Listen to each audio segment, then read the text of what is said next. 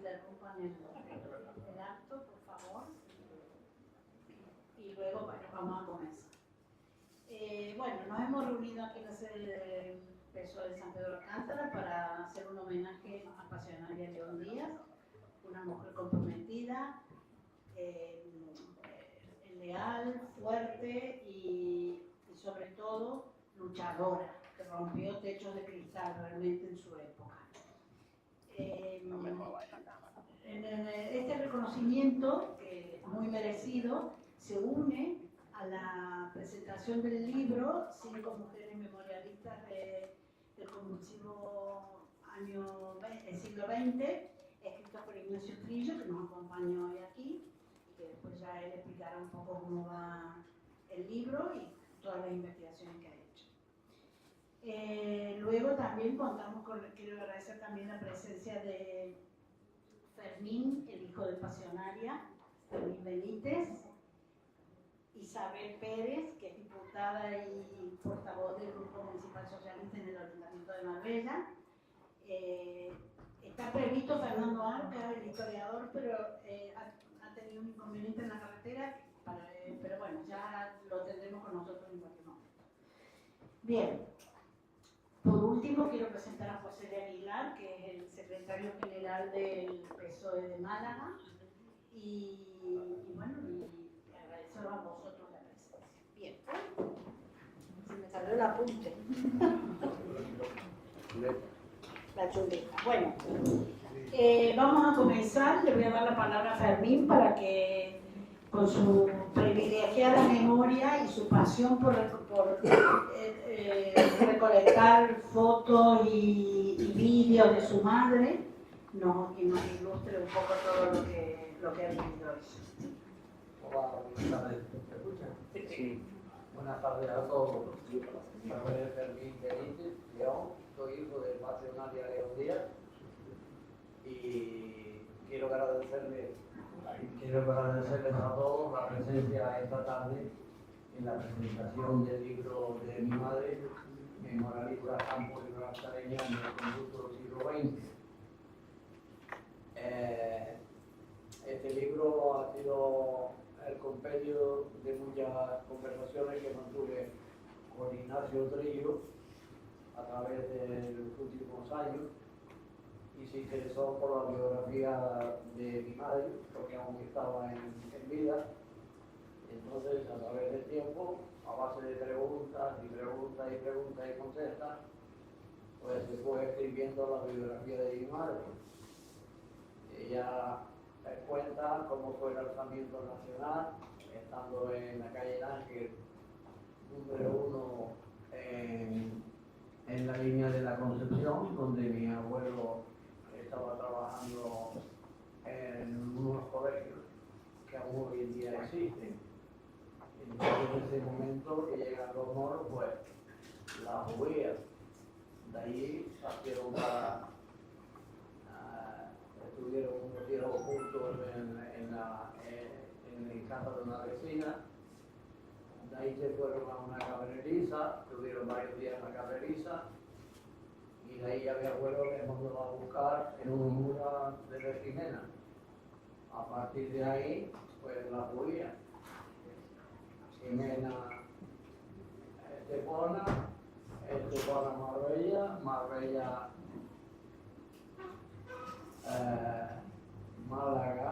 Málaga, Almería, y continuó hasta el sur de Francia, cruzan la frontera.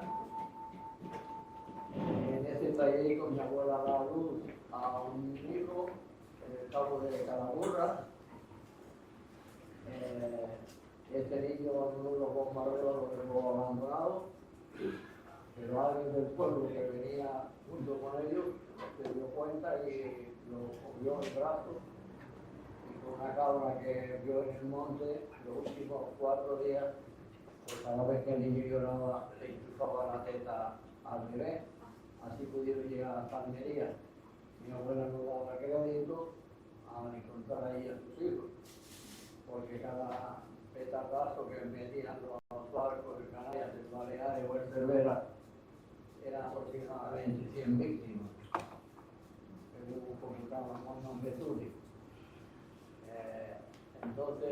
de ahí ya continúan hasta la frontera de Francia, cruzan la frontera y están 11 meses en Francia. Mi madre se preocupó mucho por los estudios y estuvo graduada, aprendió francés y no lo escribía bien, pero sí lo entendía bastante bien. Fermín, el micrófono en la boca y poder de síntesis. Es que después se van a leer los libros. Ha sido una lucha muy constante y ella solamente la podía contar. Yo cuento lo que ella me ha contado. Todo eso fue trasladado a Ignacio Trillo y con mucha paciencia lo trasladó luego aquí en 5 mujeres memorialistas del concurso siglo XX. Aún mi madre en ese momento estaba en vida. Y entonces los relatos que cuenta Ignacio pues son veraces. Y yo he traído algunos libros para los aquí presentes. Una vez finalizado el acto, poder hacer entrega a cada uno de los asistentes. Y nada más, darle las gracias a la Corporación Socialista de San Pedro por habernos cedido este local, y aquí a los presentes, pues igualmente el interés que han mostrado en conocer la biografía de mi madre. Nada más, buenas tardes.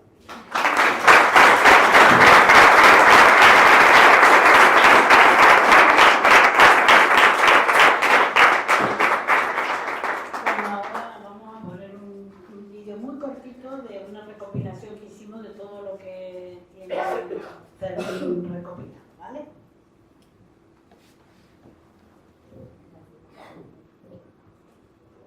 Con apenas 9 años, Pasionaria León Díaz huyó de Jimena junto a su familia. Con apenas 9 años, Pasionaria León Díaz huyó de Jimena junto a su familia hacia Málaga en el otoño de 1936, ciudad que tuvieron que abandonar tras la ocupación franquista en febrero de 1937, siendo testigo y víctima de la dramática huida hacia Almería, a la que tardaron 8 días en llegar. Yo por este lado era el mar y los barcos disparando por este lado era una pared, era la montaña. De noche era cuando andábamos.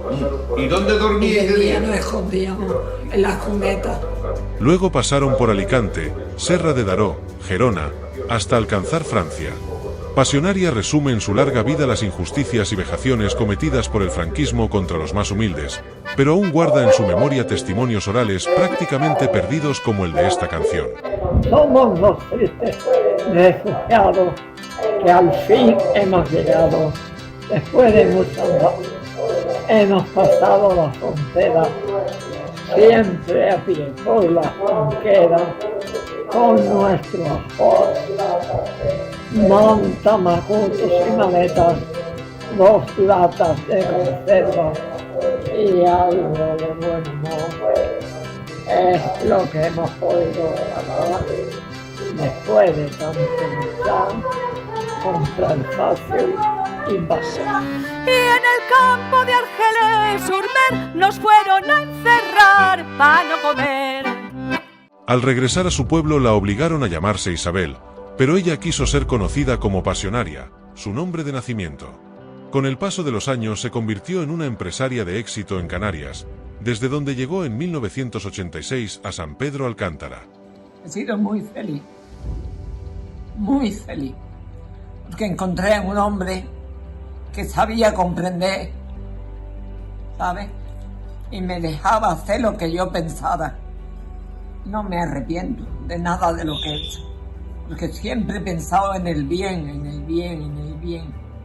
de todo lo que he hecho, en el bien de los demás. Yo no tengo maldad.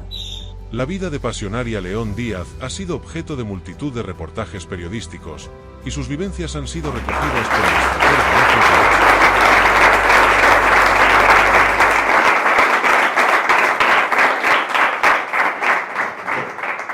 Bueno, agradecerte, Fermín, nuevamente por las palabras tan cercanas, acercarnos a tu madre mucho más que con Isa y con Isabel y con Sonia tuvimos el privilegio de conocerla en la casa y la verdad que se agradece haberla tenido cerca. Bien, ahora damos el paso a Isabel Pérez, que es diputada y portavoz del Grupo Municipal Socialista en el Ayuntamiento de Marbella, que bueno, nos va a dar un discurso orientado hacia la justicia, hacia la justicia social, claro, la igualdad, la memoria democrática, que desde el Partido Socialista defendemos, y bueno, y nos va a explicar un poco más a fondo el tema de la moción famosa que rechazaron PP y Vox, que hicimos a propuesta del Partido Socialista.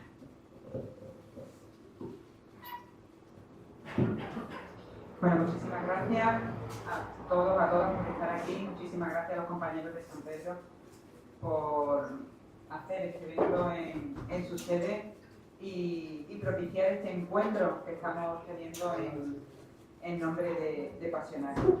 Nos reunimos hoy aquí para la presentación de este libro, que sigue siendo actualidad, no hay nada más que escuchar esos discursos que oímos tanto en el Congreso como a veces a la gente de la calle, para darnos cuenta que no podemos olvidar lo que se dice en este libro. 5 mujeres memorialistas del concurso siglo XX de Ignacio Trillo, que nos acompaña y que luego nos contará más. 5 mujeres: Agracia, Ángeles, Pura, María Teresa y Pasionaria, como una representación del sufrimiento de este periodo de la historia y la importancia siempre de las mujeres. Mujeres que rompieron el silencio, como en ese título de este libro, que continúa contando lo que pasa y lo que pasó en este tiempo con Pasionaria. En este acto hablamos con especial atención de Pasionaria, a la que tuvimos el honor, como dice Ana, y la suerte de conocer poco antes de su fallecimiento, aquí en San Pedro Alcántara. Y su historia nos llegó al alma, porque a Pasionaria le robaron hasta el nombre. Es algo que repetimos mucho, pero es que es muy fuerte. Hoy hablamos de memoria, de dignidad y de justicia, y de tantas personas y de tantas mujeres represaliadas por sus ideas o simplemente por ser.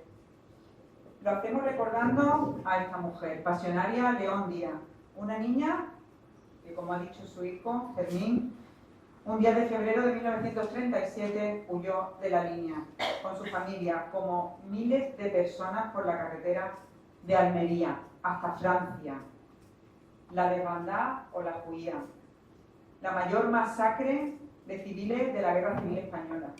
Mujeres, ancianos, niños que solo buscaban salvar su vida y fueron bombardeados desde el mar y disparados, ametrallados desde el aire. Pasionaria sobrevivió al frío, al hambre, al horror, para poder contar su historia como memoria viva que fue. Porque esa niña exiliada construyó algo inmenso después, construyó una vida y llegó aquí a San Pedro Alcántara, donde ha vivido los últimos años, los últimos 40 años. Dedicó su vida a honrar la memoria de los que no tuvieron voz. Lo hizo con dignidad, sin odio, solo con la firmeza de quien sabe que un pueblo sin memoria es un pueblo sin futuro. Por eso duele que todavía hoy algunos hayan querido volver a silenciarla. Como sabéis, el Grupo Municipal Socialista llevó al Pleno esa propuesta de dedicar un espacio en nuestro municipio a Pasionaria, como lugar de memoria democrática. Pero el Partido Popular y Vox votaron en contra, a pesar de que la desbandada ha sido reconocida oficialmente como eso, como lugar de memoria democrática. El Partido Popular y Vox votaron en contra de que su nombre figure en un espacio público de San Pedro. No pedíamos un monumento, no pedíamos grandes cosas ni grandes palabras, solo un gesto sencillo, un gesto humano y justo. Decir: gracias, Pasionaria, San Pedro no te olvida. Pero ni eso fueron capaces de hacer el Partido Popular y Vox. Y yo hoy aquí quiero decirlo alto y claro, mirando a Fermín, que nos acompaña, que no nos rendiremos, que no vamos a permitir que la historia de Pasionaria ni la de miles de víctimas de la desbandad sea borrada.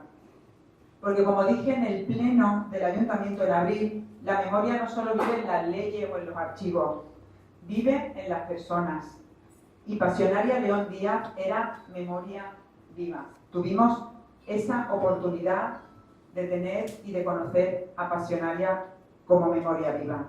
Era testimonio de lo que ocurrió cuando la democracia fue asaltada por las armas, cuando las mujeres y los niños se convirtieron en objetivo militar, cuando se quiso borrar una forma de país, de justicia y de esperanza. No pedíamos el espacio como un símbolo de victimismo, sino como un faro de resistencia, como una flor que fue Pasionaria, que a pesar del fuego floreció. Porque también lo decíamos en el pleno, que entre la línea y Almería no solo hay kilómetros, hay memoria, hay sangre, hay dignidad y hay historia que no se pueden caer en el olvido. El espacio que pedíamos en San Pedro a Pasionaria León Díaz era un gesto humano, un reconocimiento merecido en vida. Y vuelvo a repetir, el Partido Popular y Vox votaron en contra y apenas unas semanas después Pasionaria murió. Y la alcaldesa de Marbella le mandó una carta a su familia sin usar su nombre de verdad. En fin. Pasionaria. Pasionaria ya no puede escuchar el aplauso ni el reconocimiento de su pueblo, pero donde esté le mandamos nuestra promesa. La promesa de que no la olvidaremos, que no dejaremos que su historia se borre, y la promesa de que tarde o temprano su nombre estará en las calles de San Pedro. Porque recordar no es abrir heridas, es cerrarlas con verdad y justicia. Porque la memoria no es un castigo, es un derecho.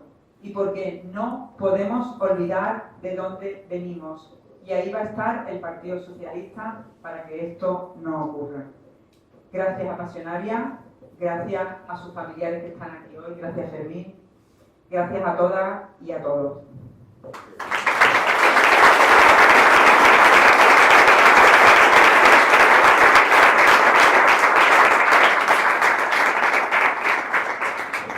Si me permite, Ana, un inciso nada más, voy a hacer aquí un paréntesis para decir que mañana la sede del partido en Marbella se inaugura y estáis todos invitados a partir de las 8 allí en la agrupación en Marbella. Por supuesto, estamos esperando veros allí, ¿vale? Bueno, Isa, muchísimas gracias por tus palabras. Es así, siempre Pasionera lo dijo, la memoria no se borra, se mantiene. Bueno, ahora vamos a escuchar al autor del libro, Ignacio Trillo, que nos va a explicar su trabajo de investigación y memoria. Bueno, pues buenas tardes. Mi agradecimiento a los presentes, mi agradecimiento al Partido Socialista, que ha tenido el honor de dedicar a la memoria histórica en su iniciativa que parte en el Pleno Municipal, con el resultado de todos conocidos, y posteriormente es lo que significa un tránsito hacia un futuro acto que merece Pasionaria, cuya gran parte de la vida, no olvidemos, transcurrió en San Pedro del Campo.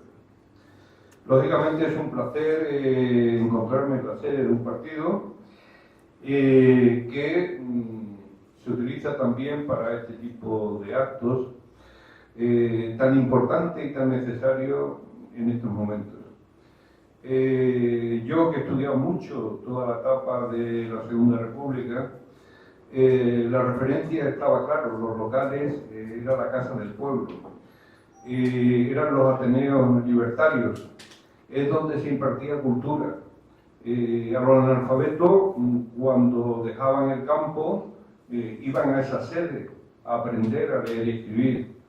Por allí, cuando se pasaban los mítines, el contenido de los mítines que estaba leyendo tenía un contenido pedagógico impresionante. En una época donde el nivel era bajísimo, una población activa, agraria fundamentalmente, y donde se inculcaba a los padres que los niños no tenían que estar trabajando a los 7 o 8 años, que lo que tenían que estar en las escuelas, porque si no, no iban a hacer nada en el futuro y sí iban a ser objeto de explotación sin ningún tipo de conciencia social.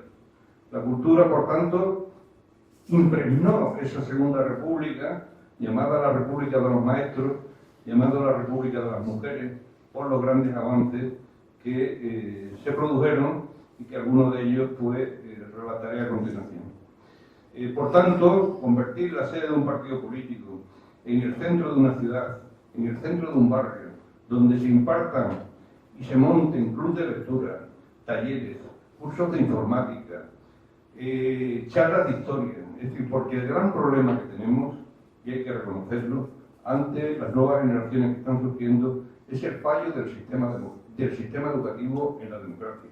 Es inconcebible que nos surja una nueva generación que tiene todos los medios que tiene y que propugna una involución histórica en nuestro país. Es decir, esto es inconcebible que a estas alturas pueda haber nostalgia de lo que fue un pasado terrible de guerras, de conflictos, de confrontación y de muerte.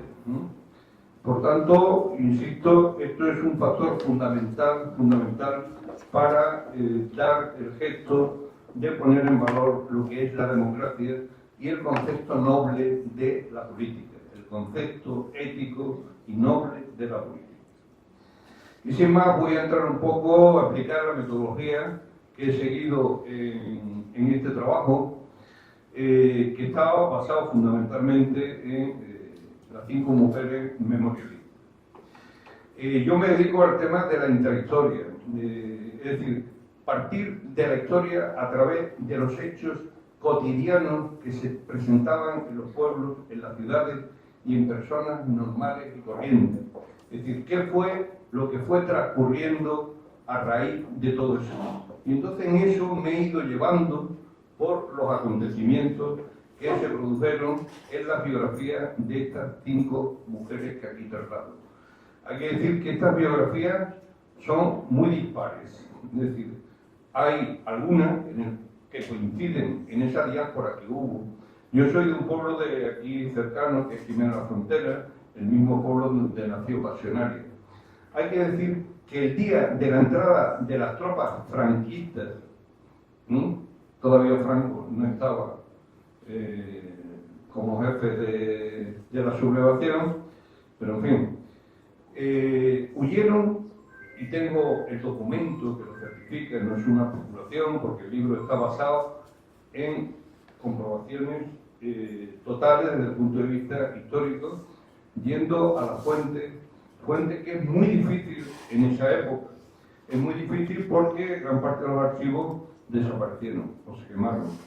Que los archivos que se conservan son archivos muy contaminados por lo que son los informes de la época franquista y donde encuentras cosas increíbles de personas que han pasado a la historia como fundadores de Falange Española y resulta que eran milicianos. Y figura eso de Falange Española porque era la forma de salvar la vida del fusilamiento. Entonces todo eso ha hecho falta contrastarlo con muchas entrevistas y con muchos viajes. Entonces eso es lo que me ha hecho desplazarme a Francia a buscar las fuentes allí, y allí es donde me he encontrado biografías escritas, porque aquí era muy difícil que escribieran los derrotados por el problema del miedo a la represión. Esto también en Argelia es uno de la huida de los malagueños. Es decir, en concreto, Orán era el punto de acogida y allí llegó el Estambul, como todos los últimos barcos del mes de marzo del año 39, pero me he encontrado también una biografía en Los Ángeles, en los Estados Unidos. Es decir, hasta allí llegó una jimenata, a Los Ángeles, a los Estados Unidos. Bueno, pues el documento ese que hacía referencia es que en la misma mañana y a la misma hora huyeron 4.300 personas huyendo del bombardeo que los franquistas estaban sometiendo a Jimena la Frontera. 4.300 personas de una población de 8.000. Y ahí iba Pasionaria. Y ahí iban estas mujeres que ya como son historias universales, en la versión que ahora ya ha salido por parte de la librería, de la editorial, son mujeres que rompieron el silencio. Esta primera era Campo Gibraltareña, pero es que ya son mujeres universales y estuvieron recorriendo prácticamente una gran parte del planeta. Y lógicamente la ficción no existe, es decir, la realidad supera la propia ficción, por tanto no es ninguna novela histórica, son hechos basados, reales, con sus pies de página, contrastando cada una de esas fuentes. El libro va dedicado a 5 rosas, y 5 rosas no son las mujeres que figuran aquí. Son 5 mujeres de Jimena que no pudieron contar su historia porque fueron fusiladas. Entonces va dedicado a Melchora, que tenía 47 años, con 4 hijos. Esta fue la madre de un poeta célebre en aquel entorno, un poeta jornalero y autodidacta, Diego Bautista Prieto. Esta mujer fue fusilada por tener una hija después de quedarse viuda, porque el padre de esa criatura pensaba que la madre le iba a pedir una parte de la herencia. Era un personaje que se inició de republicano y acabó entrando en el pueblo con las tropas franquistas. Melchor. Después estaba Catalina, con 30 años, soltera. Esta fue acusada de que era costurera y había hecho la pantera republicana que había en el pueblo. Después estaba Benita con 26 años, estaba recién casada. Se la acusó en un registro de su casa, le metieron un pañito de una iglesia, que esa iglesia, porque hay que tener en cuenta que Jimena de la Frontera fue el último pueblo en ser ocupado de la provincia de Cádiz, estaba lleno de refugiados.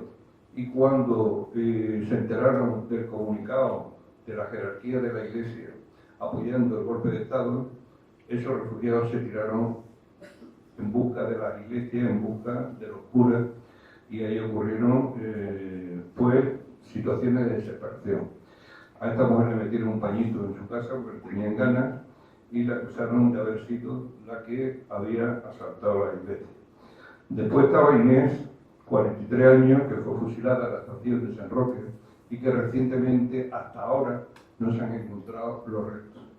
Esta mujer lo único que hizo fue limpiar una farmacia y la acusaron de ser limpiadora de unos rojos que eran farmacéuticos y sus hijos.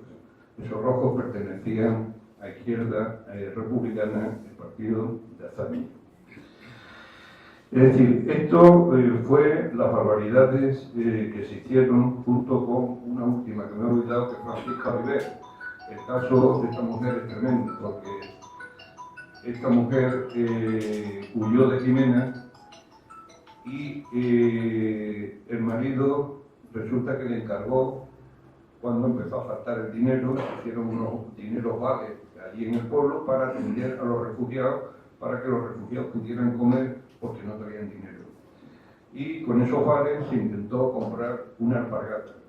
Y el dueño, un famoso personaje de extrema derecha de allí por las barbaridades que después hizo, le negó la alpargata. Y entonces el marido cogió y se presentó y le dijo: o me da la alpargata o te vas a enterar.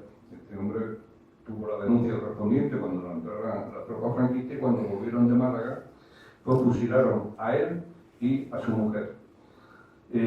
Su mujer estaba embarazada de 8 meses. Sus restos creo que están en San Pablo de Buceite, pendientes de ser exhumados. Y dejó en total 7 hijos, menores de edad todos ellos. Entonces, esas son las 5 rosas a las que está dedicado el libro. Y ya entro brevemente, porque no va a dar más tiempo, en pincelada sobre cada una de estas mujeres. Ángeles Vázquez, que es la primera que figura aquí, dejó escrito 3 libros. Escribió tardíamente Escribió tardíamente porque durante su matrimonio, donde tuvo ella 9 hijos, no quiso escribir y tal. Pero cuando ella vuelve porque estaba en Francia, queda alucinado porque de la historia de España nada se ha hablado de la desbandada. Entonces decía, pero es que no queda nadie, es que no ha habido nadie que cuente la barbaridad que ocurrió. Estamos hablando de mitad de los años 80.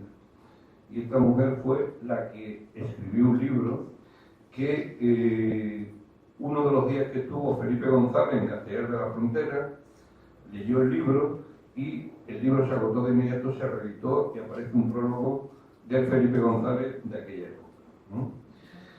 Y en él, pues prácticamente da datos concretos de todo lo que ocurrió, hace unas descripciones y tal, que vienen todos recogidos, y a su vez también traslada todo el apartado de la posguerra, de lo que significó su retorno desde el exilio a Jimena. Ella habló en una de las visitas recibidas con Manuel Chávez, le contó todo el tema y afortunadamente empezaron a hacerse los primeros actos de la desbandada y el monumento que hay en Torre del Mar. Eso fue iniciativa de Ángeles Vázquez. Después tenemos una maestra, que esta es una historia alucinante porque es Doña Pura, que es maestra precisamente de las 4 otras memorialistas. Esto me llevó a Córcega, a encontrar unas memorias de uno que se llamaba Alfredo Ortega Terrones. Y resulta que nació en 1926. Y es increíble la descripción que hace de lo que era la dictadura de Primo de Rivera y después cuando retorna a Jimena, lo que era la Jimena de los años 20. No me cuadraba. ¿Qué ocurría? Pues que ocurría que el niño no había escrito esa memoria. Era su madre. Era su madre, la maestra, Doña Pura. Y ahí pues me llevó a pensar de aquella célebre mujer, que hay un documental maravilloso, que escribía y firmaba su marido, Gregorio Martínez Sierra. Porque en el siglo XIX estaba muy mal visto ser maestra y escritora. Hay cosas que parece que nos alucinan, pero por ejemplo, ahora que voy a sacar un libro sobre la historia de la medicina, hasta 1885 estuvo prohibida la mujer en las facultades de medicina. Pero a partir de 1885 se puso por la condición de que la estudiante tenía que esperar al catedrático para entrar los dos en el aula. Y a continuación existir una mampara separada de los varones. Hasta 1910 no tuvo lugar una normativa por el cual ya la mujer podía acceder a la carrera, en concreto en medicina, que es donde me centro, porque precisamente hay una señora que es la hermana de Doña Pura, que fue la primera médica de Andalucía. Y bueno, pues con Doña Pura hago todo un recorrido de por dónde me llevó ella, a través de su hijo Alfredo. Ella pues lleva a Alicante, primero a Málaga, los bombardeos de Málaga. El marido, que era médico, se ofreció como voluntario para atender el frente del Torcal, de la defensa que se hizo de milicianos de la defensa de la ciudad de Málaga, y antes de la toma la llevó a Alicante. Se iba adelantando a los pasos de la ocupación. El lenguaje también es fundamental a la hora del tratamiento, y eso te choca mucho cuando viajes fuera y entrevistas a muchos hijos y herederos de exiliados. Ninguno de ellos habla de la guerra civil. O sea, ninguno de ellos entiende que aquí se hable de guerra civil. Ellos hablan de invasión. Ellos hablan de intervención extranjera. Tal y como ellos lo vivieron. Y me ponían el ejemplo. Dinos un pueblo, una ciudad que se hubiera levantado contra la República a nivel popular. todo iba siendo ocupado militarmente inmediatamente que ocurrió el fallido golpe de Estado, donde pensaba que era un paseo militar de 4 días. El concepto, por ejemplo, de Málaga, lo toman las tropas nacionalistas, toman Málaga. Bueno, ¿quién eran las tropas nacionalistas? Las tropas nacionalistas era el ejército regular italiano, desembarcado en Cádiz a mitad del mes de diciembre, con un total de 50.000 efectivos, donde fue insuficiente el puerto de Cádiz y tuvieron que atender desde Huelva ese desembarco, y fueron los que intervinieron en Málaga. Es más, yo tengo el telegrama de la comunicación en el que el militar italiano, que Franco está en Antequera, le dice: el ejército de Italia le hace entrega de Málaga. En toda la costa hubo asesinatos masivos porque Queipo de Llano mandó prohibir las detenciones. Y esto en algunos de los relatos me lo van diciendo los que volvieron a Jimena, es decir, no se podía andar por la carretera de muertos que había, desde Málaga hasta Algeciras. Queipo de Llano quería tomar cuanto antes Málaga a través del primo segundo del rey Alfonso XIII, ya exiliado, que era duque de Sevilla, el primo, a través de los regulares que lo consideraban tropas españolas. Yo he entrevistado aquí a uno que vive actualmente con 98 años en Fuengirola y vivía justo en el sitio donde se contrataban a los mercenarios magrebíes. Y me decían el pago de 15 pesetas diarias con el derecho de saqueo y un paquete de sustento a sus familiares que se quedaban en Marruecos. Y es más, se ponían eufóricos porque desde el desastre de Anual a los magrebíes que formaban parte del ejército español solo le daban una bala. Y a partir de ahora tenían todas las balas que quisieran y podían matar a los cristianos que quisieran. Dice, salían eufóricos de la corra. Dice, yo era un niño y estaba viendo lo que ocurría. Bueno, pues ese tema. No llegan las tropas del Borbón a Málaga, sino que ya Málaga ya estaba ocupada. Sí pudieron tomar Cruz Milladero y poner en libertad a los presos de derecha que había por allí. Bueno, pues todo eso me va haciendo todo ese recorrido histórico hasta Argelia, y en Argelia, pues, cómo recibieron, porque si en Francia, que tenemos mayor conocimiento del tema, fue en internamiento, es decir, hemos visto ahí unas imágenes, una de ellas donde van andando por la playa, es porque cuando llegaron al campo de Argelès había ya 100.000 personas, 100.000 refugiados republicanos españoles, y no cabían, y estaban en alambradas en pie de playa, y entonces montaron el nuevo campo de Saint-Cyprien, ¿no? Bueno, pues ahí se va contando toda esa historia. Cuando llegan ahora, el alcalde que hay es un cura, y es de extrema derecha, que está mandando repicar las campanas cada vez que Queipo de Llano toma una ciudad. Es decir, entonces el recibimiento es horrible, y allí acaban también en campos de internamiento, algunos de ellos en el desierto, y hay jimenatos trabajando en el tren transafricano que intentaba unir todas las colonias francesas allí en Francia. Y así, bueno, pues me voy recorriendo y voy viendo también cómo se desenvolvía la vida de los españoles allí en Argelia, los anarquistas por un lado, socialistas por otra parte y comunistas por otra parte. Y me encuentro, pues, esas memorias en Los Ángeles. Pero la mujer muere antes de concluir esas memorias y una hija suya me entrega el manuscrito. Y obtengo, resulta que esa mujer estuvo en Jimena en el 2004 y me encuentro un personaje que le ha hecho una entrevista de 3 horas.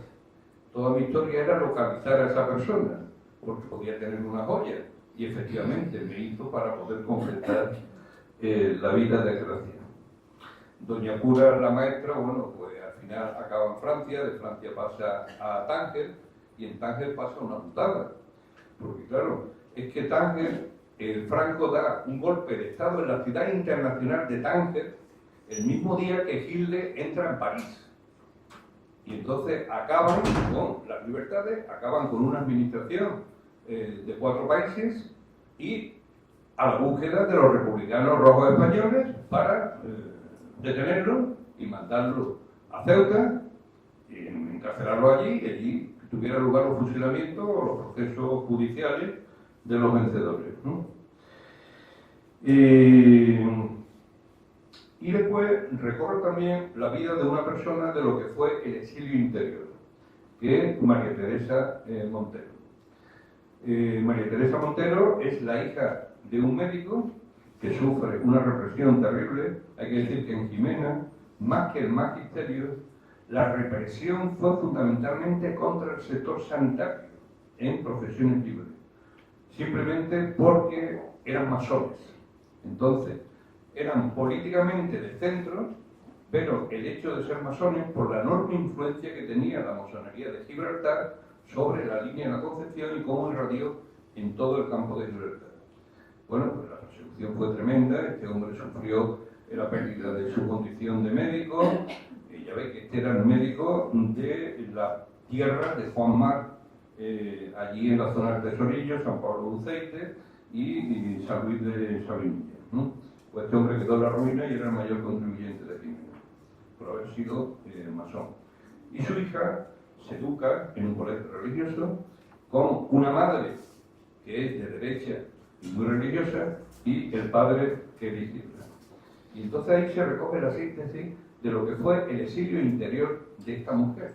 O sea, esta mujer antifranquista no va más, pero donde no llega a escalar, que la Iglesia jugó un papel nefasto en lo que fue el desarrollo de la Segunda República. Y esto le hace de que cuando se casa, la excusa era ver a su padre en la cárcel de Burgos. Entra allí a la cárcel de Burgos, se harta de llorar con su padre, sale de allí y se entera que ha muerto el obispo de Burgos, y aparece ella en la iglesia de Burgos para rendir pleitesía al obispo que ha muerto. Y ella cuenta de que estaba entusiasmada después el lloriqueo que se había peleado porque nunca había visto concentrado tantos curas a la vez. Pero es que resulta que ella entra en la iglesia y la iglesia está tomada por la sección femenina y la echan de la iglesia porque lleva mangas cortas. Y entonces tiene que entrar de furtivo nuevamente a la iglesia para poder asistir a la misa. O sea, esas contradicciones que se desarrollaron también en un sector de esa generación. Y por último, bueno, pues la única que es producto de entrevista oral, que es Pasionaria. Yo entrevisto primero a su hijo Alberto, y cada pregunta mía me daba la referencia de Pasionaria. Mi hermana mayor tiene que saberlo, porque yo nací en Fuengirola, en la Juía. El lenguaje Juía procede de Jimena, y a los sitios donde fueron pasando se utilizó el empleo de Juía. Los de Casares piensan que es Casares, ¿no? Porque la primera toma que se produce es de Jimena. En Jimena huyen 4.300 personas, que además hay un libro muy curioso de uno que ahora contaré, que le llamaban Caín, de lo malo que era, que cuando vio tanta gente huir, se metió en la bulla y salió corriendo. Acabó de miliciano, eso sí. Pero decía en su reflexión: yo no sabía que vivíamos tanta gente en Jimena. Porque claro, cuando yo vi 4.300 personas huyendo, nunca pensé que todo eso vivían en Jimena, tanta gente. Bueno, pues este Caín después tiene lo que ha contado Fermín, que es el tema de el nacimiento de su madre. Pierde en la desbandada en uno de los bombardeos, y porque no eran bombardeos aéreos, eran ametrallamientos. Dice, veíamos a los propios que ametrallaban desde el suelo. Y ahí pues un momento determinado donde la madre le dice al muchacho, a Caín mira, Fernando, que no puedo más con el niño, coge el niño, pum, llega el bombardero y toda la caña de azúcar a esconderse, a tirarse al suelo y todo la historia y tal, que cuando se pone de pie, ¿dónde está la madre? ¿Dónde está la madre? ¿Dónde está la madre?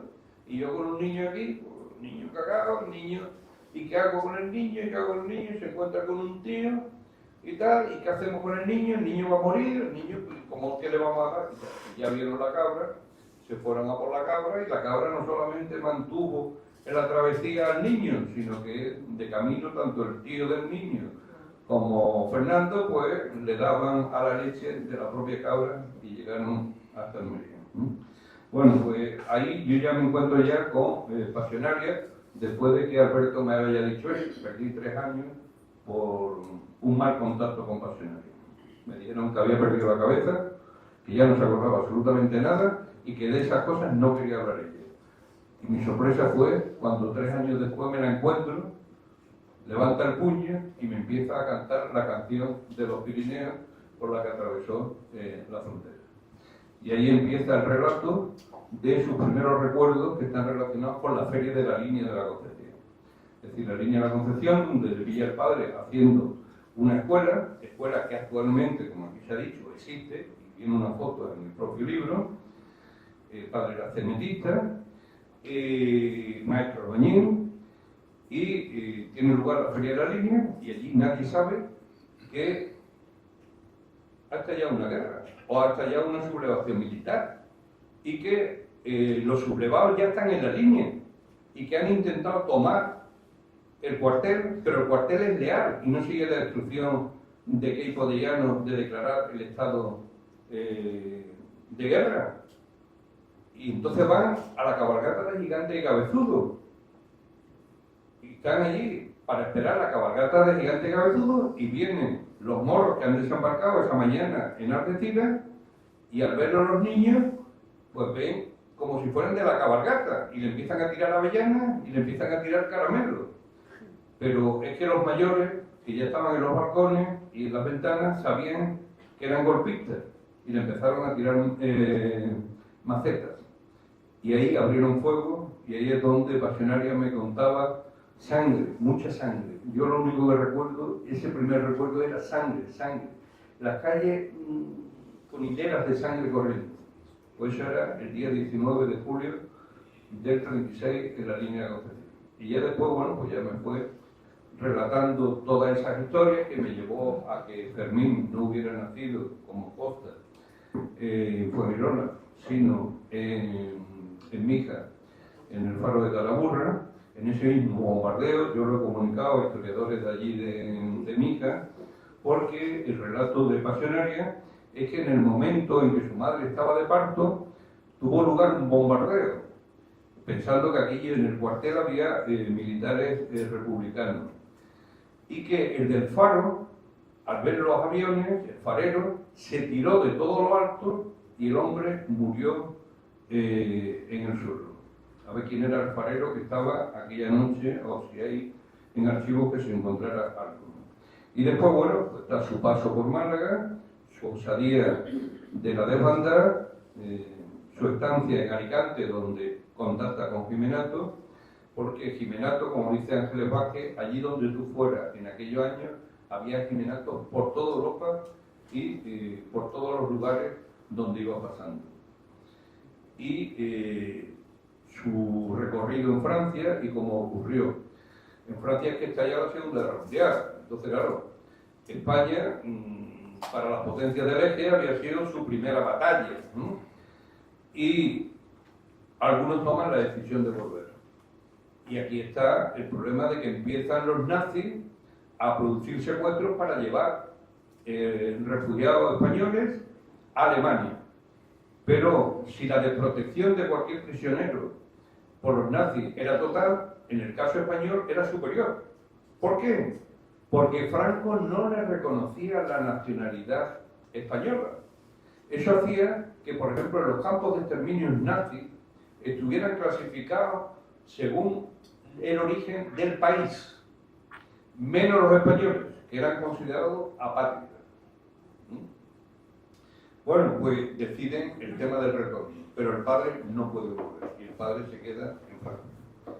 Y entonces, ¿qué es lo que ocurre? Pues que vuelve y le espera la Jimena de la posguerra. Le espera la Jimena de la posguerra, donde hay una niña que se llama Pasionaria. Donde el que nació en Mija se llama Liberto, en homenaje a un esclavo romano que se sublevó contra el Imperio Romano.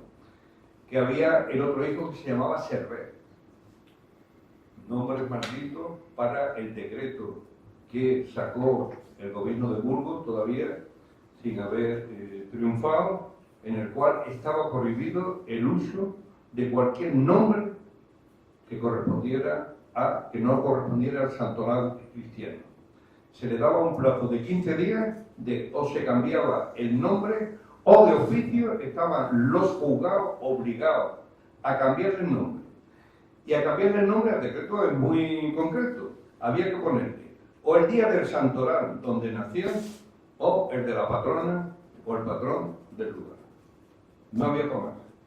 Y ahí es donde se encuentra, pues, que Pasionaria, me relata ella misma, cuando la llama y automáticamente tiene que ir con la madre a cambiarse el nombre. Y le pone Isabel. Y me decía a mí, ya ve, ponerme a mí Isabel. Yo, ni reina ni santa. ¿A qué venía ese nombre de Isabel? Este estaba chalao. El militar de los tiros, el general este estaba chalao. Si nos suspendió la fiesta más simpática que había en Jimena, la de la chirigota, los carnavales. Eso lo prohibió el loco este. Eso describiéndome el tema de su recorrido. Después le llegó a otro, que era Liberto. Y Liberto tuvo que llamarse Alberto, que era lo más parecido a Liberto. Y el otro Servet tuvo que ser Pedro. Pero resulta que había nacido uno en Gerona, que era Fermín. Claro, Fermín tenía santo. ¿Y por qué le pusieron el nombre de Fermín? Porque nació justo cuando su tío, el hermano del padre, murió en la batalla de Teruel. Y entonces, por eso, le pusieron el nombre de Fermín. Bueno, pues el problema del achaque es que el niño no está bautizado ni ha hecho la primera comunión. Automáticamente lo coge un día en la calle, el cura, con la oreja y lo mete en la iglesia. Y le dice que él no puede hacer nada como no hable con su madre. Y le dice, pues habla ahora mismo con tu madre y si no estáis de acuerdo, que tu madre también venga para acá, que se atenga a las consecuencias. Y aparece el niño. Y entonces aparece el niño, el cura se salta lo del bautizo y va directamente a la confesión. Y dice, bueno, como este niño no ha estado nunca en una iglesia ni nada, le da una retaíla de cuáles son los pecados, los leves y los graves. Y en los graves le dice, ¿ha estado niño, tú has estado alguna vez con una mala mujer?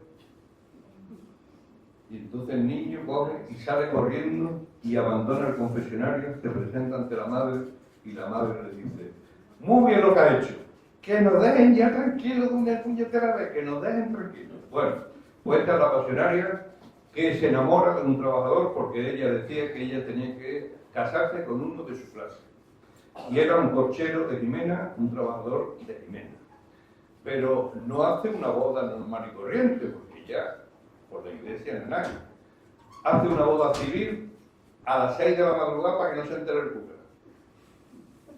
Pero necesitan un funcionario que atestigue el tema. ¿Cómo se lo arregló? Pues el hermano de novio resulta que era guardia civil en Setenil. El hermano pide un permiso y se presenta a Jimena y los casa a las 6 de la mañana sin que se entere nadie. Un guardia civil casando a una roja a las 6 de la mañana. ¿Y dónde hace la luna de miel? Pues como no tenían dinero, en la casa del guardia civil, allí en Setenil, ¿no? Esa es la historia, es alucinante. Bueno, pues ya de ahí da el salto a Canarias y ya en Canarias pues empieza, ya ves, para ganarse la vida en Canarias, que ya Canarias no es que fuera la Canaria actual. Allí el producto monocultivo fundamental eran las tomateras en una zona árida que aquello parecía desierto total. con una ventolera impresionante, la gente viviendo en chozas y toda la historia, que vienen las fotos que después ya se han ampliado aquí en la otra edición, en la edición que va a salir publicada, o que está ya publicada. Y allí empieza una mujer emprendedora, o sea, una empresaria. Pero empezaron por la nada. ¿Y la nada qué era? Pues una atea vendiendo figuritas religiosas, porque había una superstición impresionante y entonces iban de caserío en caserío, pero es que tenía que guardar. Y si en Jimena huía de los curas, allí tenía que estar a las 8 de la mañana a la puerta de la iglesia para que le dieran la bendición, porque entonces tenía más valor la figurita. Y de ahí pasaron a comprar una caseta dedicada a la fotografía y a aprender a ser fotógrafa, y de ahí hasta montar supermercados, hasta montar, ya los hijos se fueron haciendo grandes, montando discotecas, centros comerciales y tal, y ocurrió otro triste acontecimiento en la vida de esta mujer. Muere un hijo electrocutado mientras se duchaba por el termo de la ducha, y otro muere en un accidente de circulación en el momento que venía de la mili. Y el padre del dolor no puede aguantar la situación y muere de un infarto. Y se queda ella otra vez apechugando con ya, porque tuvo 9 hijos, con sus hijos para tirar hacia adelante y tal. Y cuando ya consideró que la tristeza y el recordar todo eso y tal, es cuando deciden venir aquí a la península, elegir San Pedro de Alcántara, estuvo recorriéndose toda la costa, traerse todo su capital y empezar aquí a comprar apartamentos, alquilando y tal, hasta que en el año 94 dijo, ya me jubilo, vendo todo y me hago una casa allí pegado al monte, que es lo que más añoro de Jimena de la Frontera, vivir en un pueblo, pero yo no puedo ya volver a Jimena también por todos los recuerdos que me trae. Ya su madre había muerto, y su madre es curiosa porque cuando ya le dicen que está mal, está muy mal, lo trasladan del hospital de Algeciras al de Cádiz, y resulta que se presenta allí un cura para darle la extremoción. Y le dice ella, pero usted quién lo ha llamado, haga usted el favor de coger la puerta ahora mismo por la que entrar, y en esa habitación no entre sin mi permiso. Eso fue su madre en Milagro. Y bueno, y ya pues transcurre ese disfrute de la vida que le ha hecho prolongarse hasta esos 96 años y tener la celebridad, en este caso, de ser reconocido su historial, su vida, y lo mismo que ella no eligió cuando vino al mundo, en un 31 de diciembre, en un fin de año, pues tampoco el día que se marchó, que fue un 1 de mayo, y en silencio, con una lucidez conservada hasta el último día, y bueno, y con los hechos desgraciados que ocurrieron los días anteriores, pero que su vida está muy por encima, que esto ya es una cosa que no se olvida, que hay que transmitirlo lógicamente a las nuevas generaciones, y de ahí el acto ese que estaba previsto, donde di la autorización a Fermín, sin problema de ningún tipo, para que sacara una edición del libro, porque no daba tiempo a la editorial y tal, porque el acto de homenaje iba a ocurrir en el mes de abril, y como el libro estaba finalizado en el año 23, pues ya todos los últimos acontecimientos, incluso una parte adicional de la vida de Pasionaria relacionada con Canarias, y alguna que otra actualización, introduje ya en este libro, que sale este mes a las librerías, y que he comprado un número de ejemplares por si alguno queréis regalar o lo que sea y tal. Aquí están, y tal. El precio que sale por librería son 28 euros, yo lo he comprado a 25, que es el precio que aquí cuesta. Y el objeto es la lectura, es decir, el objeto es la difusión, el objeto es que se conozca todo esto, porque esto forma parte de ese pasado al que no queremos volver, pero en el cual rendimos un homenaje a toda esa generación que lo sufrió, y transmitirle a la gente joven, y porque los de abajo la cultura, viva la muerte, no lo vamos a convencer absolutamente para nada, pero sí la cantidad de gente que hay ahora mismo, pues parece que en otra galaxia, o esperando una tercera guerra mundial, que es lo único que puede conducir todo lo que está sucediendo, porque recuerda muy claramente lo que fueron los años 20. Y sin más, pues muchas gracias, ¿no?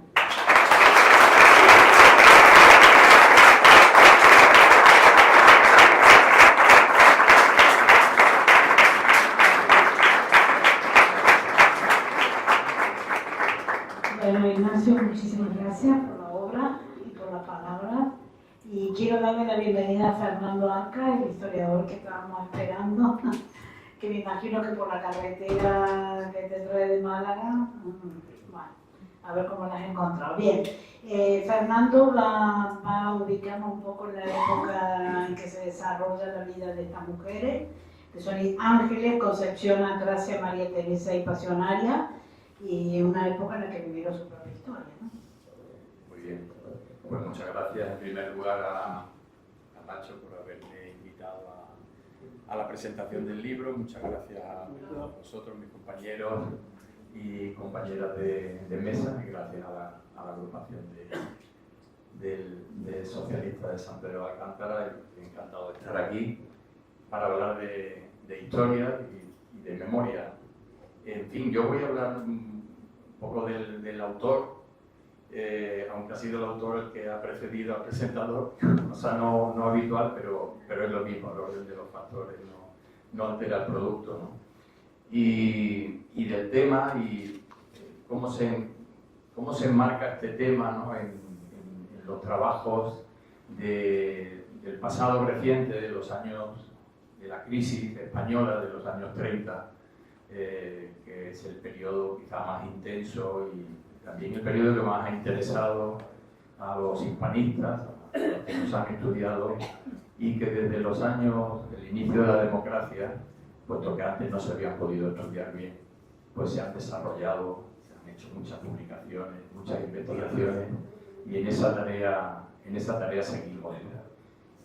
Quizá lo primero que habría que decir es que hay, como sabéis, hay personas y hay organizaciones, ¿no?, que defienden el olvido, que defienden que estos temas no se deben sacar, y sin embargo los historiadores siempre han puesto su interés en rescatar los hechos, por muy dramáticos que fuesen, ¿no?, puesto que hoy lo estamos viviendo. Sabemos que las guerras, la violencia, la muerte, los genocidios, el autoritarismo, las dictaduras, son consubstanciales con la historia, y especialmente con la historia del siglo XX, ¿no? Ocultar eso sería, pues, cerrar los ojos, ¿no?, ante una realidad, ¿no? Yo creo que todo lo que se ha hecho aquí en España, en Andalucía y en Málaga, donde se ha investigado mucho y bien, aquí tenéis a un compañero, a Pepe Bernal, historiador, que acaba de sacar a la luz la primera concejala socialista en el Ayuntamiento de Málaga. Ahí veo aquí a Fernando Centeno, que desde la Diputación impulsó mucho el estudio de la memoria en la provincia de Málaga, y ahora pues Ignacio Trillo, que lleva haciendo muchos años esta labor de recuperación de nuestra memoria. En este caso, además, es muy importante porque las mujeres no han tenido hasta hace muy poco tiempo voz como representantes o testigos de la historia. O sea, siempre han estado ocultas, y la historia ha sido escrita por hombres y protagonizada exclusivamente, al menos en los libros, por hombres, y las mujeres no han salido. Por eso tiene mucho interés esto que ha hecho Ignacio Trillo, de rescatar a las mujeres que no solo están ahí en esos años, ¿no?, concretamente en Jimena de la Frontera, con todas sus vicisitudes, periplos, sufrimientos, exilios, ¿no?, éxodos, etcétera, sino que además lo interesante es que ya sí se sienten protagonistas porque escriben testimonios sobre el pasado. Entonces, las mujeres escriben, quiere decir que ellas consideran que su testimonio es imprescindible porque dan una visión concreta de lo que les ocurrió, ¿no? Bueno, sabéis un poco que la historia tiene o se entiende por historia lo que se hace a través de los documentos escritos, ¿no? Y hasta hace muy poco los testimonios orales, es decir, el testimonio de las personas, de los hombres y de las mujeres, se consideraba que era algo que estaba de alguna manera influido por la visión personal y por los prejuicios de la visión que tenemos sobre los hechos las personas, ¿no? Ya que los hechos pasan por el tamiz de nuestra memoria y según nuestra memoria y el recuerdo que tenemos de ellos, así los contamos, ¿no? Entonces siempre había el prejuicio de que un documento en el que se relataba algo era más importante que una historia oral o la narración que en los pueblos se transmitía de padres a hijos o de abuelos a nietos, etcétera, etcétera, ¿no? Entonces es relativamente reciente que la historia oral, el testimonio de las personas, se haya considerado como una fuente muy útil para entrar en temas que los documentos no recogen, ¿no? Eso es lo que hace Nacho Trillo con esta investigación que lleva haciendo años en torno a la memoria de Jimena de la Frontera, ¿no? Es entrevistar, buscar documentos, y él hace algo más, ¿no? Porque no se queda ahí, sino que trata de que esas historias personales queden enmarcadas en las circunstancias y los acontecimientos que las van acompañando, ¿no? Esa, para mí, es la gran virtud de este libro concreto, ¿no?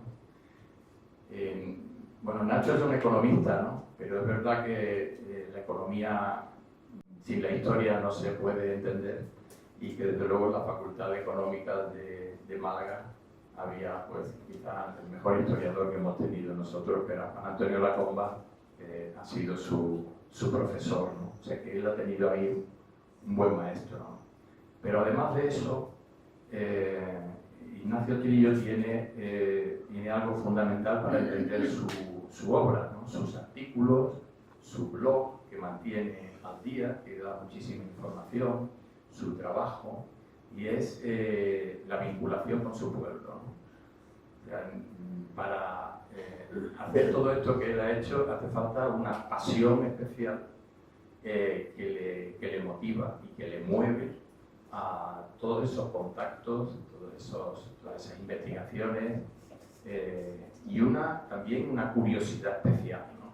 Porque sin curiosidad yo creo que no se puede escribir historia, si no tiene esa pulsión de querer saber lo que pasó, cómo pasó, quiénes intervinieron, qué ocurrió después, cuáles son los antecedentes, por qué ocurrieron las cosas.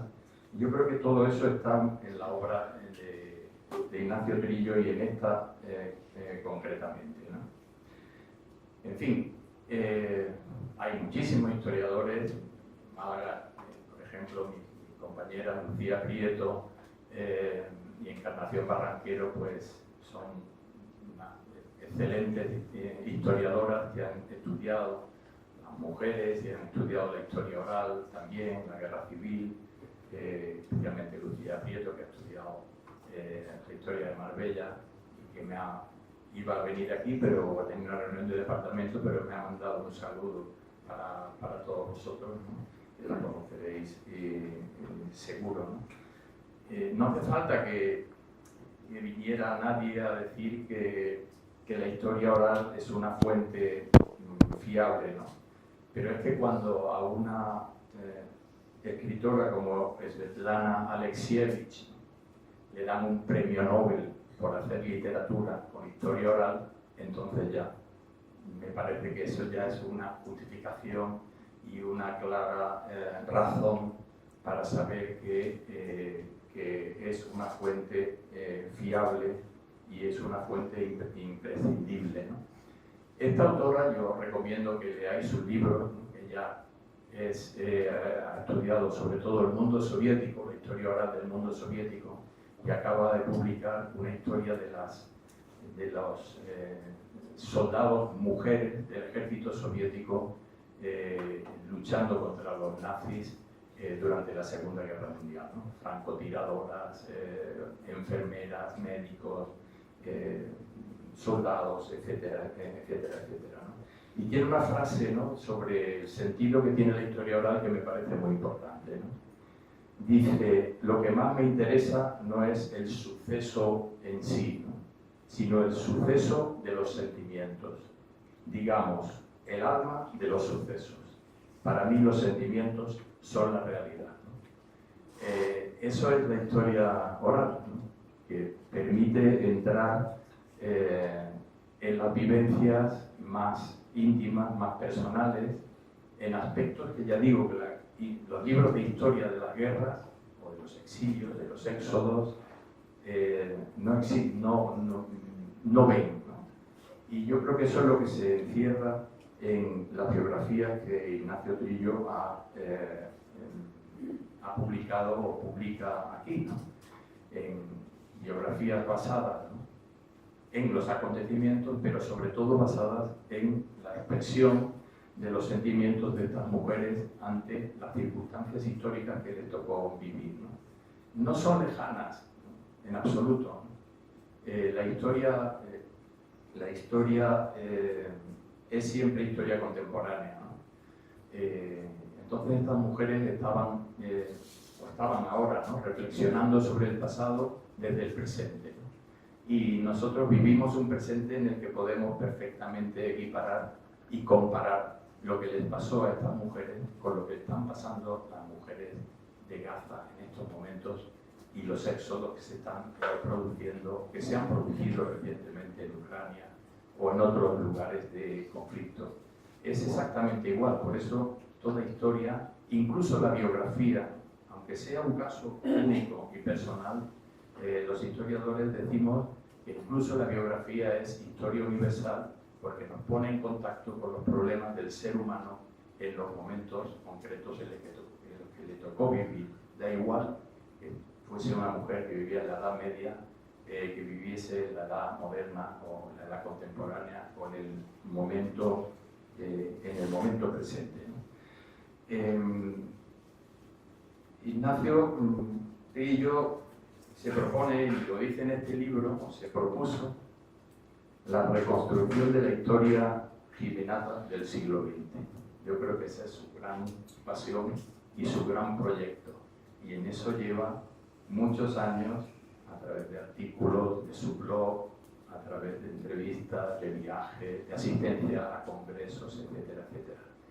Él es una persona más, ¿no?, de todo el movimiento de recuperación de la memoria de nuestro pasado que han hecho los foros por la memoria, evidentemente los historiadores, las asociaciones en defensa de la memoria histórica, los congresos, los seminarios, los encuentros, etcétera, etcétera.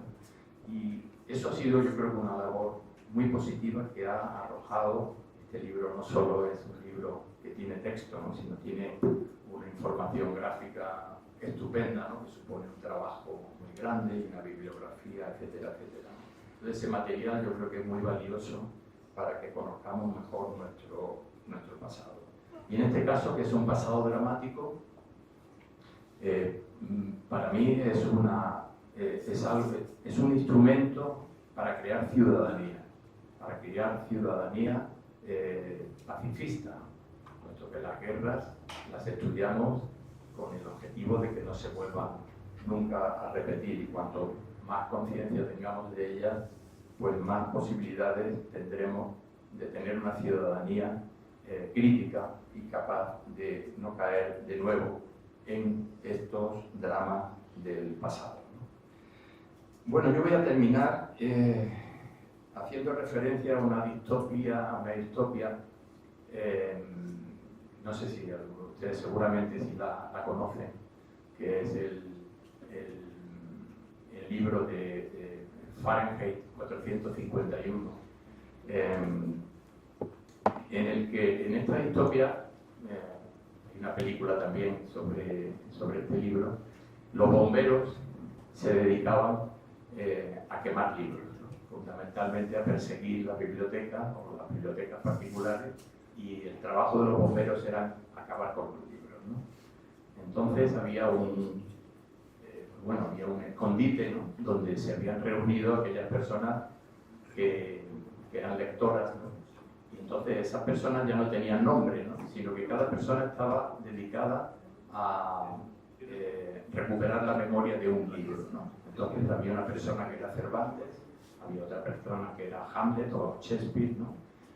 Y así, tenían que conservar la memoria para que no se perdiese, ¿no? Si en esa distopia estuviésemos hoy, yo creo que en ese grupo de personas que recordaban un libro para que no se perdiera, había una persona, y si esa persona fuese Nacho Trillo, esa persona tendría en su cabeza toda la historia de Jimena. Sería Jimena. Muchas gracias.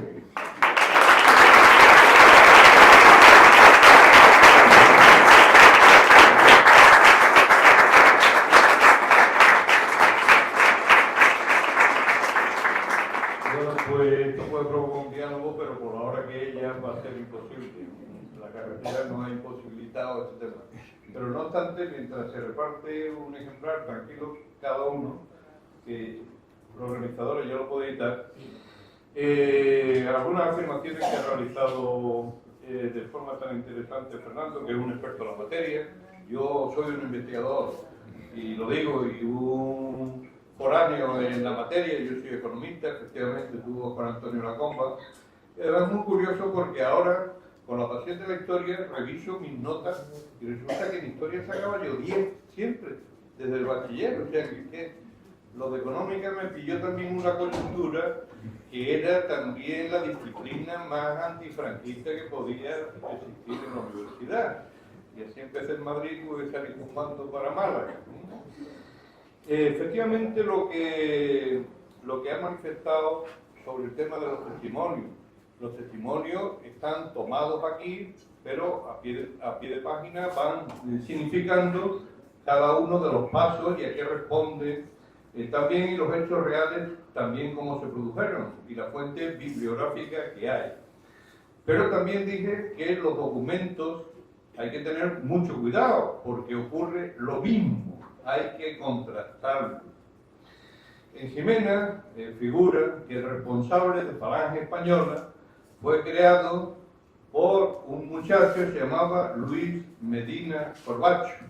Ese muchacho fue capitán del Ejército Popular Republicano, detenido en el frente Teruel y cayó en el campo de concentración de la Magdalena. Era de padre adinerado, el padre era el abogado de Juan Marc, y nos enteró que el niño que se había ido a estudiar a Barcelona se había metido en la CNT y en la FAI y no pudo regresar a Jimena. Por tanto, lo tomaron por desaparecido. Pero el niño es que llegó a Estepona y allí formaron el batallón Fermín Sargochea.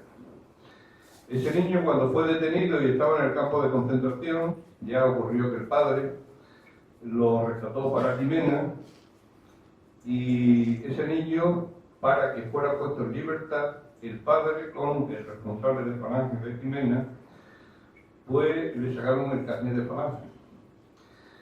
Falange se creó en Jimena después de la ocupación franquista y fue en octubre del año 36. Ese niño tenía un carnet del mismo día que José Antonio fundó la Falange en el año 1933. O sea, le sacaron el carnet con carácter retroactivo para mayor mérito y gloria, no del niño, porque el niño a continuación, en lo que quedó de guerra, tuvo que hacer la guerra en el sitio contrario. Bueno, pues ese niño figura en la historia como el fundador de Falange. Yo hablé con el historiador que puso eso y me dijo, está documentado. Y le dije, efectivamente está documentado, pero la historia no es así. Pero nadie me podrá reprochar nada porque tengo el documento que asegura.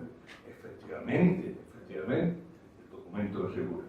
De ahí el que yo me pusiera en contacto con sus distintos herederos y hubiera reconstruido esa historia, que además la historia es alucinante porque ese niño se fue a estudiar a Barcelona, en Barcelona entonces se pone el catalán como lengua vehicular en la enseñanza universitaria, excepto la carrera de comercio, empieza la carrera de comercio, está ahí el 18 de julio y el niño pues quiere ir al frente de Aragón con los anarquistas hacer frente a los franquistas. Pero en fin, acaba en Estepona, ya no puede ir a Jimena y batalla de Peñarroya y batalla después de Madrid en Teruel. Ese niño estudia farmacia. Ese niño acaba farmacéutico y es uno de las farmacias más célebres en la línea, farmacia central en calle Real. Pero ese niño siempre tuvo su ideología en la cabeza. Esperó que saliera de la cárcel Sebastián Pino Panal, el ubriqueño, y para verse con él clandestinamente, que no salió de la cárcel hasta 1960, y tenía una comida al año, los dos. Y él decía a su cómplice de la familia: voy con mi comisario político a comer. Ese muchacho, ese farmacéutico, tuvo un Alzheimer prematuro, y cuando tiene lugar el cierre de Confecciones Gibraltar en la línea y hay una manifestación, todavía los sindicatos no son legales, con Alzheimer está encerrado ya en su casa, está inactivo totalmente. Y ocurre una manifestación de los sindicatos clandestinos todavía, aprovechando la cabalgata de Gigante Cabezudo, en protesta con el cierre de Confecciones Gibraltar.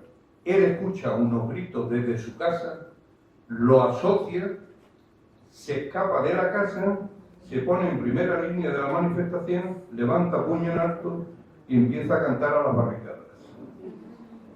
Ese aparece en la historia, hasta que yo, que lo voy a sacar en el próximo libro, cuento toda la historia real de esa persona.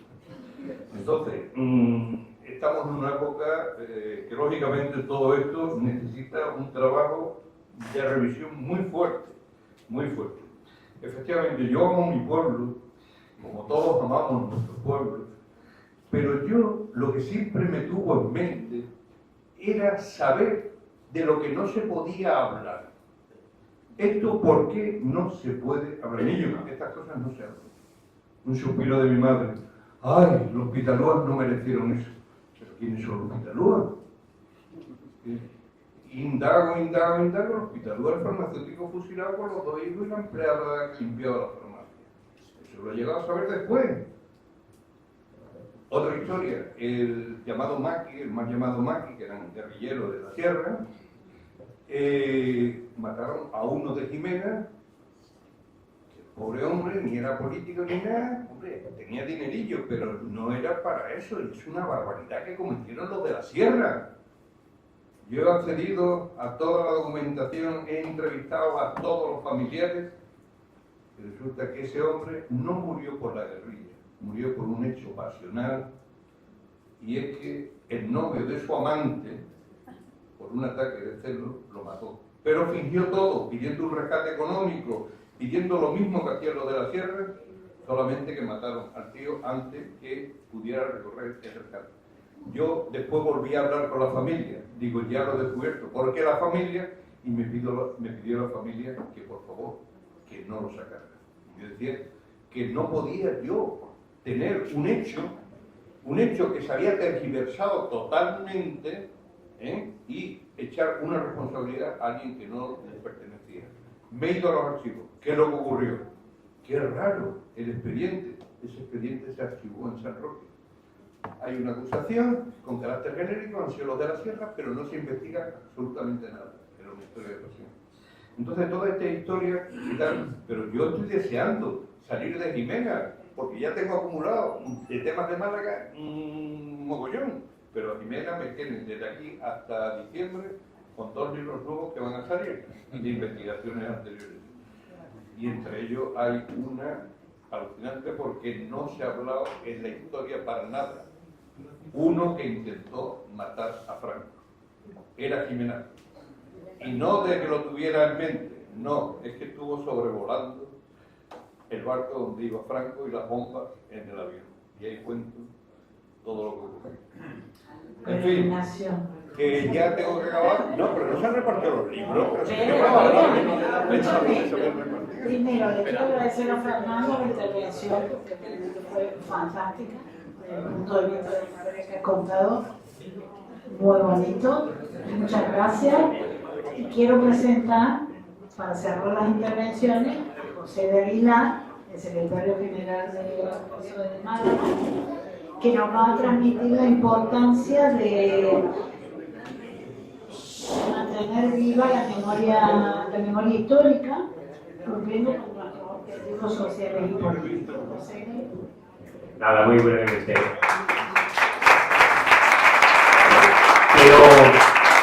Pero solamente un par de ideas. Primero daros las gracias y deciros que me siento especialmente orgulloso de dirigir al partido en Málaga, un partido que es capaz un viernes por la tarde de convocar a tantos compañeros y compañeras a un acto de memoria como este. De verdad que es un lujo poder contar con Nacho, con sus cosas, como estáis viendo, y sobre todo también poder contar con estos compañeros, que son unos compañeros ejemplares. Mirad, hoy nos convocaba aquí la figura de Pasionaria, una mujer a la que lamentablemente esta ciudad pues le ha hecho una enorme injusticia, y es el no darle ese reconocimiento tan merecido y que había sido impulsado por el Grupo Municipal Socialista. A ella le tocó vivir tiempos oscuros, y a pesar de eso, a pesar de vivir aquellos tiempos oscuros, lejos de victimizarse, la dotaron de una fuerza especial que hizo que fuese una mujer excepcional y ejemplar, y una mujer cuya memoria tenemos que seguir manteniendo viva. Para mí es especialmente emotivo poder contar hoy aquí con su hijo, con Fermín, que se ha empeñado en que la historia y la memoria de su madre siga viva. Y simplemente, terminar, mirad, aquellos tiempos oscuros, hay quien quiere volver a traerlos a la realidad hoy en día. Y tenemos que hacer un ejercicio de reivindicar la memoria simplemente para recordar el drama que fue aquello, para recordar figuras como la de Pasionaria, que nos hacen ver lo que se sufrió en el exilio, tanto el propio de ella, como luego el exilio interior, como el exilio de su padre, que también tuvo que irse y abandonarlas por ese exilio, y también las luces que fueron la Segunda República, por ejemplo, en la provincia de Málaga o en Jimena. Sobre todo para que esos tiempos oscuros que la derecha quiere que vuelvan y que quiere reescribir toda aquella historia, no lo podamos permitir. La memoria democrática, la memoria histórica, no es venganza, es simplemente reconciliación y sobre todo un compromiso de que aquellos episodios tan dramáticos que rompieron España y que rompieron a los españoles no vuelvan a ocurrir. Así que muchas gracias a todos por acompañarnos esta tarde, muchas gracias Ignacio, muchas gracias por estar con nosotros, y ahora a recoger cada uno de ustedes.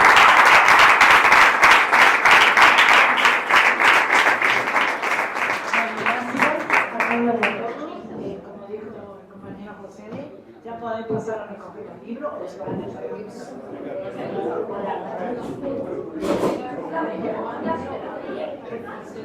Reparte los libros, Fermín, dicho, uno a uno. No lo firmes, si no, no nos vamos a si se pone firmar todo el libro.